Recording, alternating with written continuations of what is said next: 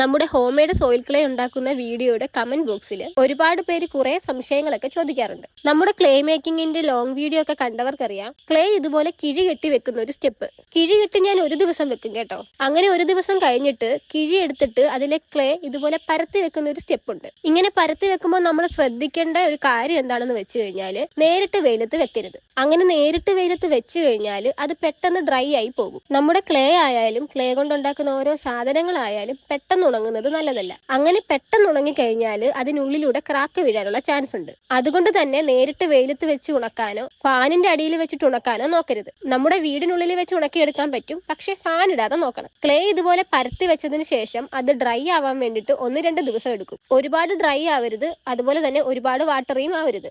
അതിനുശേഷം നമുക്ക് ക്ലേ കുഴച്ചെടുക്കണം. പിന്നെ അധികം പേരും ചോദിക്കുന്ന വേറൊരു സംശയം, നമ്മളിങ്ങനെ ക്ലേ പരത്തി വെക്കില്ലേ, അങ്ങനെ പരത്തി വെച്ചതിന് ശേഷം അത് ഒരുപാട് ഡ്രൈ ആയി പോകുന്നുണ്ടെന്ന് കുറെ പേര് പറയുന്നുണ്ട്. അങ്ങനെ നമ്മുടെ ക്ലേ ഒരുപാട് ഡ്രൈ ആവുകയാണെങ്കിൽ ഒരു പ്ലാസ്റ്റിക് കവറിലേക്ക് ഡ്രൈ ആയിട്ടുള്ള ക്ലേ മുഴുവൻ എടുത്തു വെക്കുക. എന്നിട്ട് അത് നന്നായിട്ട് കെട്ടിവെക്കുക. അതിനുശേഷം ഒരു ബക്കറ്റിൽ കുറച്ച് വെള്ളം എടുത്തിട്ട് ഈ പ്ലാസ്റ്റിക് കവർ അതിലേക്ക് ഇറക്കി വെക്കുക. പ്ലാസ്റ്റിക് കവറിനുള്ളിലേക്ക് വെള്ളം കയറാതെ നോക്കണം. കീറിയ പ്ലാസ്റ്റിക് കവർ ഒന്നും എടുക്കരുത് കേട്ടോ. അങ്ങനെ 1-2 മണിക്കൂർ അത് വെള്ളത്തിൽ തന്നെ വെച്ചിരിക്കുക. അതിനുശേഷം പ്ലാസ്റ്റിക് കവറിൽ നിന്ന് ആ ക്ലേ എടുത്തു നോക്കുക. അപ്പോഴേക്കും ആ ഓവർ ആയിട്ടുള്ള ഡ്രൈനെസ് ഒക്കെ മാറിയിട്ടുണ്ടാവും. പിന്നീട് നന്നായിട്ട് ക്ലേ കുഴച്ചെടുക്കണം. അങ്ങനെ കുഴച്ചെടുത്ത് നമുക്ക് ഇഷ്ടമുള്ളൊരു ഷേപ്പിലേക്ക് മാറ്റാം. ഇനി നമുക്ക് ഈ ക്ലേ എയർ ഒന്നും കടക്കാതെ നന്നായിട്ട് സ്റ്റോർ ചെയ്ത് വെക്കണം. ക്ലേ ഇതുപോലെ ഒരു പ്ലാസ്റ്റിക് കവറിൽ പൊതിഞ്ഞ് എയർ ടൈറ്റ് ആയിട്ടുള്ള ഒരു കണ്ടെയ്നറിൽ അടച്ചു വെക്കുന്നത് നല്ലതാണ്. ഇനി എയർ ടൈറ്റ് കണ്ടെയ്നർ ഇല്ലെങ്കിൽ 2 പ്ലാസ്റ്റിക് കവറിൽ പൊതിഞ്ഞു വെച്ചാൽ മതി. ഇനി നമുക്ക് ഈ ക്ലേ ആവശ്യമുള്ളപ്പോഴൊക്കെ കട്ട് ചെയ്ത് യൂസ് ചെയ്യാം. ഈ വീഡിയോ നിങ്ങൾക്ക് യൂസ്ഫുൾ ആയെന്ന് കരുതുന്നു. അപ്പോൾ വീഡിയോ ഇഷ്ടപ്പെട്ടെങ്കിൽ ലൈക്കും കമന്റും സബ്സ്ക്രൈബും ഒന്നും മറക്കണ്ട.